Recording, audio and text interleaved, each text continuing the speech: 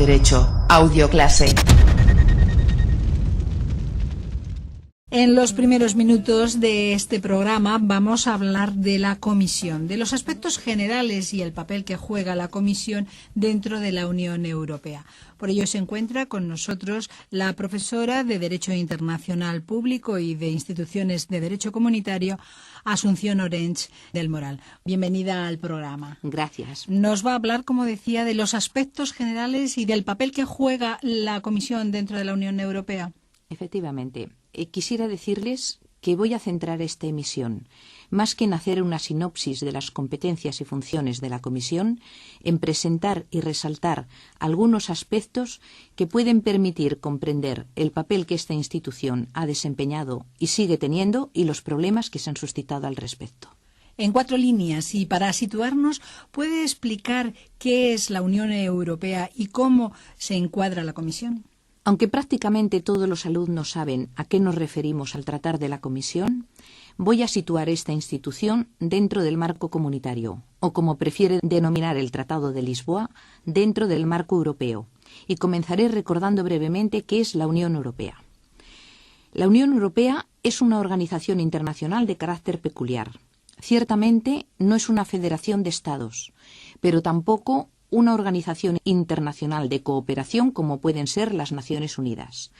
Podríamos calificarla, dentro de una clasificación de las organizaciones internacionales, como una de integración con características propias o sui generis. Los Estados miembros que la forman son y siguen siendo Estados soberanos e independientes, que han cedido algunas de sus competencias soberanas para ejercerlas en común junto con los demás Estados miembros a través de las instituciones comunes creadas por ellos. Pues bien, en el procedimiento decisorio establecido en la Unión Europea, fundamental en cualquier organización, pero sobre todo en una de esta naturaleza, intervienen 3 instituciones principalmente. El Consejo de la Unión Europea, que representa a los Estados miembros. El Parlamento Europeo, que representa a los ciudadanos de la Unión Europea y es elegido directamente por ellos. Y la Comisión Europea, que representa y defiende los intereses de la Unión en su conjunto. Esta defensa de los intereses generales está firmada expresamente en el artículo 9d del Tratado de Lisboa. Pues veamos cuáles son las características esenciales de esta institución, la Comisión Europea. En líneas generales podemos decir que es una institución fundamental de la Unión Europea, que ha ocupado siempre una posición central en la evolución del sistema europeo. La función es compleja. Por un lado, elabora las propuestas que debe presentar al Parlamento y al Consejo para las nuevas reglamentaciones europeas. Por otro, es el brazo ejecutivo de la Unión Europea, por tanto, responsable de la aplicación de las decisiones del Parlamento y del Consejo, lo que supone gestionar las políticas de la Unión, ejecutar los programas y utilizar los fondos. Es la institución a la que con más propiedad se ha podido siempre considerar como Ejecutivo Europeo y a la que, debido a sus funciones, se ha adscrito una auténtica Administración Europea. Estas funciones que acabo de mencionar están asimismo reseñadas en el citado artículo 9d que se inserta en el Tratado de Lisboa. ¿Y qué podría destacar, profesora Orench, de la Comisión de la Unión Europea? Quiero destacar fundamentalmente 2 aspectos. 1. Este órgano es uno de los que mejor expresan la idea de la supranacionalidad junto con el Tribunal. Esta significación y la de la personificación de los intereses comunes hizo que desde el Tratado de Fusión de 1965 se constituyese como institución común a las 3 comunidades de entonces, CECA, CE y Euratom. Los comisarios que la componen, actualmente 1 por cada Estado miembro, aunque designados por los Estados, son independientes de los gobiernos nacionales y están sustraídos a la influencia directa de los gobiernos. Su actuación es colegiada. De las decisiones que se adopten, la Comisión asume la responsabilidad colectivamente. Y otro aspecto. Como garante del interés general comunitario, debe velar por el respeto de los tratados y actos de las instituciones, tanto por parte de los particulares como por los Estados. En este sentido, se le ha denominado a la Comisión guardiana de los tratados. Por cierto, En esta función de vigilancia, la participación de los particulares mediante quejas o denuncias es muy importante.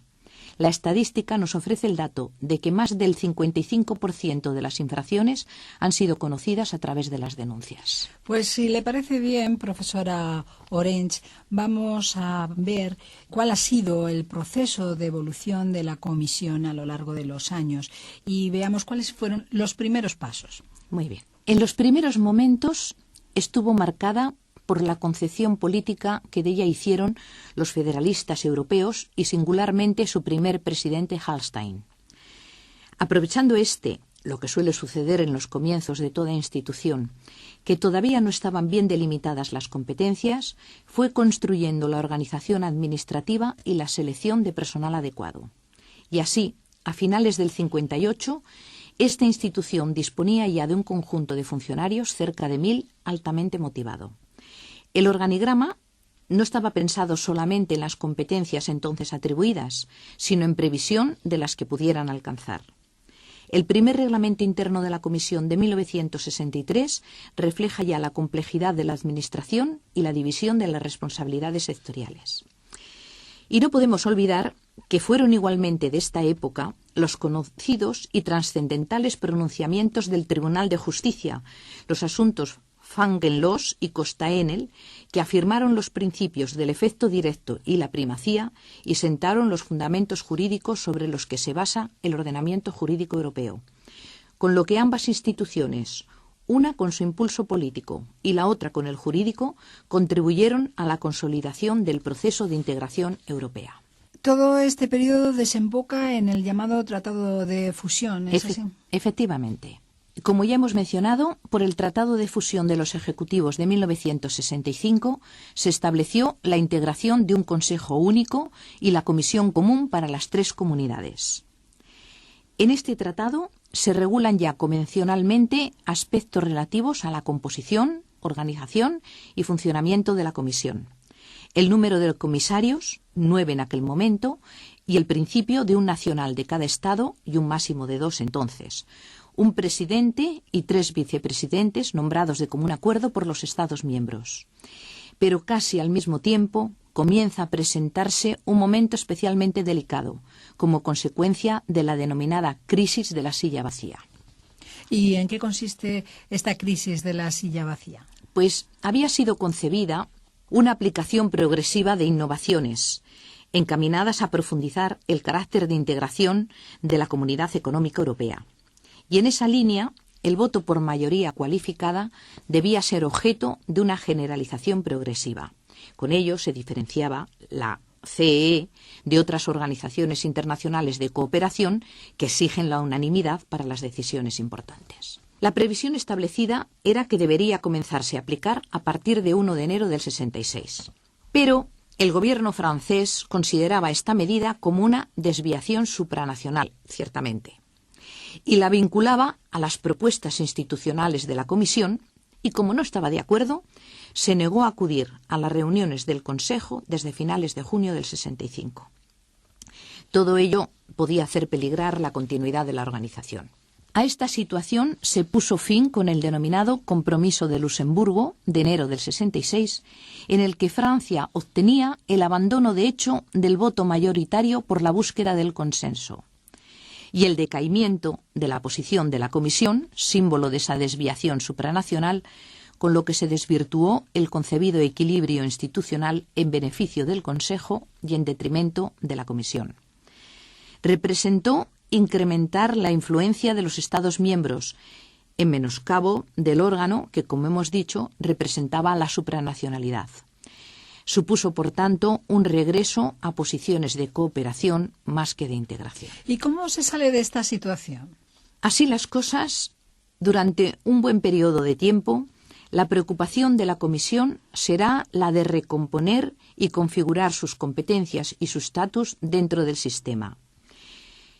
Este proceso desembocará en el Acta Única Europea de 1986, que junto a un reequilibrio institucional configurará convencionalmente la posición política y administrativa de la Comisión. Es la primera revisión sustancial del tratado desde 1957 Y los puntos que podemos destacar y que abrieron las líneas de la actual evolución son los siguientes. Se reactivó la construcción comunitaria a través de la realización de un gran mercado interior, es decir, realizar más allá del mercado común un verdadero espacio económico integrado y solidario. Se amplían los poderes de ejecución de la Comisión. También se establece una mayor participación del Parlamento Europeo en el proceso normativo a través del sistema de cooperación. Y se restablece el principio del voto por mayoría cualificada. Significó, pues, una vuelta a la ideología de los fundadores con la ampliación del voto mayoritario y la reconciliación de los dos enfoques contrapuestos, la cooperación interestatal y la lógica supranacional. ¿Se abre con ello entonces una nueva etapa? Efectivamente, se abre una nueva fase. Se confirma la preeminencia ejecutiva de la Comisión. También esta etapa, como la primera, está marcada por la figura de su presidente.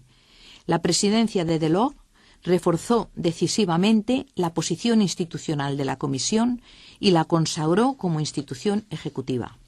Pero, en opinión de distintos autores, para esta extensión competencial y, sobre todo, para la gestión de todos los recursos financieros de los programas sociales comunitarios, la Comisión no estaba preparada. Se manifestaban desajustes entre los objetivos que asumía y la falta de medios para la ejecución y gestión de los mismos. Todo ello la obligó muchas veces a improvisar soluciones en detrimento de las garantías de eficiencia y control en la gestión de los fondos públicos. Estas circunstancias terminarán desencadenando una nueva crisis comparable a la de la silla vacía en la presidencia de su sucesor Santer. Entonces llegamos a otra nueva crisis. ¿Cómo se desarrolla esta crisis? Sí, una nueva crisis más reciente. A pesar de que la Comisión Santer, desde el primer momento, quiso plantear una reforma a fondo de la Administración europea, los problemas derivados de la situación administrativa anterior, junto con la reivindicación del Parlamento Europeo, que quería afirmar un protagonismo y competencias mayores de las que hasta entonces se le habían concedido, provocó el desencadenamiento de la nueva crisis al ejercer el Parlamento su misión de control sobre la Comisión. La Comisión ya había tenido que aceptar, para la aprobación de su gestión financiera en 1997, el sometimiento de su actuación a estudio por un comité de expertos independientes nombrados por el Parlamento, lo que implicaba cierta aceptación de anomalías de gestión. Los informes de este comité denunciaron deficiencias y, aunque entendieron, en principio, que no había pruebas de que ningún comisario estuviese implicado, sí se les hizo responsables colectivamente de los casos detectados, sobre todo de la gestión calificada de indecorosa de la comisaria francesa que arrastró a los demás, por lo que se vieron forzados a presentar la dimisión colectiva en marzo de 1999 para evitar la imparable moción de censura del Parlamento Europeo contra toda la Comisión. Y ya para terminar este breve repaso que estamos dando al proceso evolutivo de la Comisión, ¿cuál es la situación ya a partir del año 2000, ¿no? Pues bien, la Comisión presidida por Prodi continúa las reformas en la línea que ya había sido emprendida por el anterior, pero pretende involucrar a las otras instituciones, alegando que tendrá que negarse a aceptar tareas si no dispone de fondos suficientes. Se publica primero el libro blanco de la reforma de la Comisión, luego el libro blanco sobre la gobernanza europea en el 2001, que ha tenido mucha repercusión y que pretende una reforma total de la Administración europea, vinculando la reforma administrativa con la reforma institucional.